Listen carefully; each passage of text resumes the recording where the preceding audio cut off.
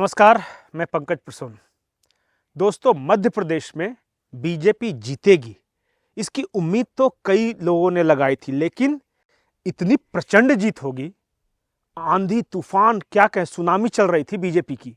चुनाव परिणाम तो कम से कम यही बताते हैं। और इसके पीछे वजह क्या रही?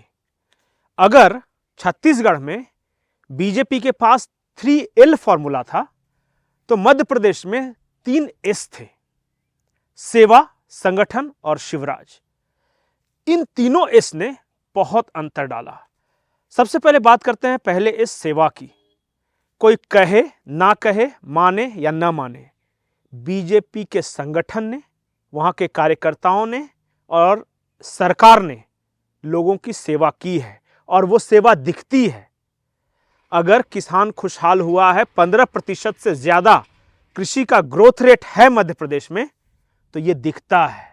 अगर महिलाओं को मिला है, अगर शिवराज सिंह चौहान महिलाओं के बेटियों के मामा हैं, अगर महिलाओं के भाई हैं, बेटियों के मामा हैं, तो हैं, वो दिखता है, जमीन पे दिखता है।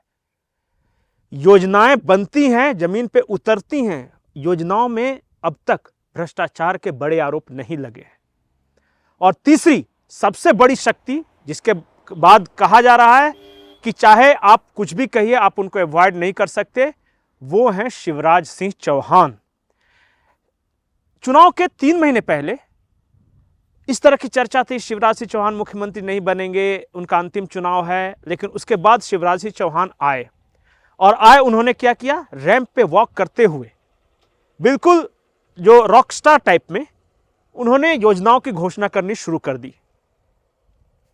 महिलाओं के खाते में पहले 1000 डालेंगे, 1500 डालेंगे, 1700 डालेंगे, 2000 डालेंगे और 3000 तक उन्होंने कहा कि 3000 भी कर देंगे।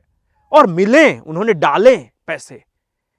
बच्चियों के लिए जो उन्होंने घोषणाएं की, 1-2 जगह तो भावुक होकर शिवराज सिंह चौहान ने इतना तक कह दिया कि जब मैं नहीं रहूंगा तो बहुत याद आऊंगा।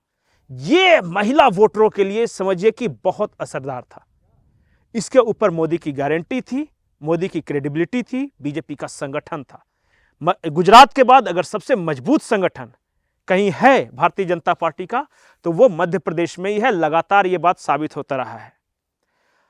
अब कांग्रेस के साथ क्या हुआ? कांग्रेस के साथ फिर वही समस्या। 2 बातें मैं कहूंगा कि ट्विटर पर ट्रेंड कराना और जमीन पर वोट लाना, दोनों में फर्क है। आप पनौती बोल के ट्विटर पर ट्रेंड करा के बहुत खुश ले, वाह वाह वाह वाह, राहुल गांधी ने ये कह दिया, वो कह दिया। अडानी को गाली दे दिए, पर वोट उससे कितने मिलेंगे, इसकी कभी समीक्षा की?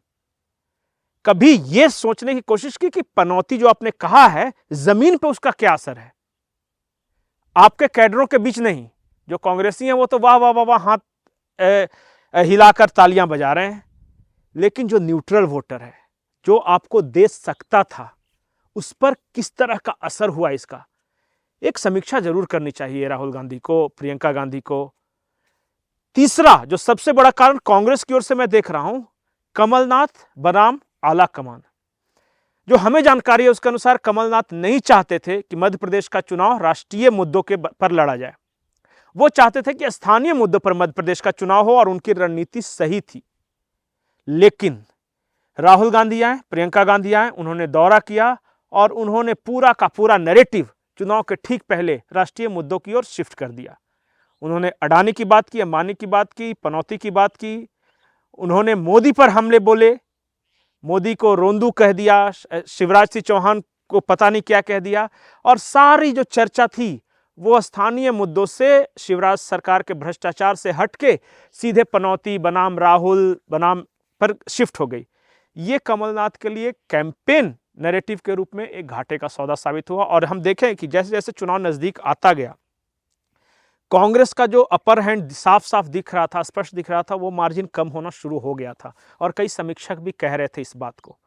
और चुनाव वाले दिन जो मैनेजमेंट हुआ बीजेपी की ओर से, वो संगठन मजबूत है, इसलिए मैनेजमेंट भी उनका अच्छा रहा। और उस दिन 2 बजे तक कांटे की टक्कर, लेकिन 2 बजे के बाद से बीजेपी के वर्करों ने लोगों को निकाल निकाल कर जो बूथ तक वो ले आए, उसका असर ये चुनाव परिणाम में दिख रहा है। तो कुल मिला के कई तरह की सबक सीखने की बात है इस पे।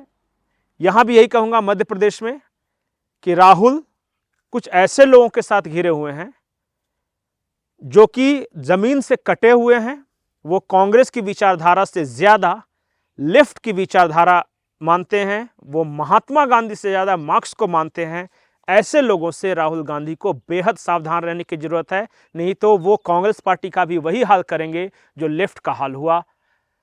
ये बात मैंने भी कही है और शायद कांग्रेस का कोई नेता भी कहेगा। आचार्य प्रमोद कृष्णन लगातार कहते रहे हैं इस बात को। नमस्कार।